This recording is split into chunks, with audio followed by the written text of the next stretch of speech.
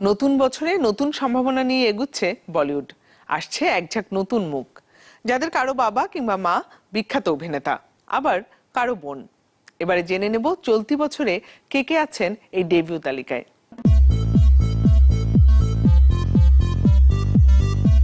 নতুন বছরে বলিউড যেন নতুন মুখের জোয়ারে।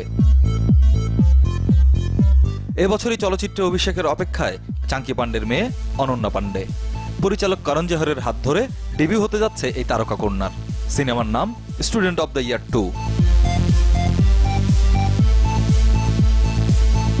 অন্যদিকে টাইম টু ড্যান্স ছবিতে বলিউড যাত্রা শুরু করবেন ইজাবেলা কাইফ, সম্পর্কে যিনি ক্যাটরিনা কাইফের বোন। প্রথম সিনেমায় ইজাবেলার নায়ক সূর্য পঞ্চৌলি। 2019 সালে বিটাউনে অভিষেক হতে যাওয়া আরেক নাম আহান শেট্টি।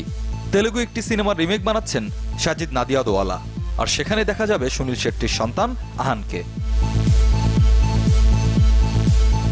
এদিকে রোমান্টিক ঘরানার চলচ্চিত্র পাল পাল দিল কে পাস 2019 সালে মুক্তির মিছিলে রয়েছে ছবিটি, যেখানে ডেবিউ হবে সানি দেওল পুত্র করণ দেওলের।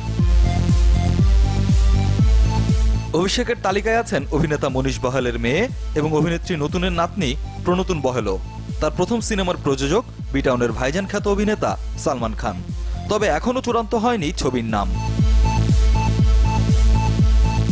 এছাড়াও সঞ্জয় কাপুর ও মাহিম কাপুর কন্যা সানায়া কাপুরও বলিউডে আঁকতে যাচ্ছেন পদচিহ্ন। তার অভিষেক হচ্ছে পরিচালক করণ জোহরের হাত ধরেই। শাহরিয়ার শিশির, চ্যানেল 24।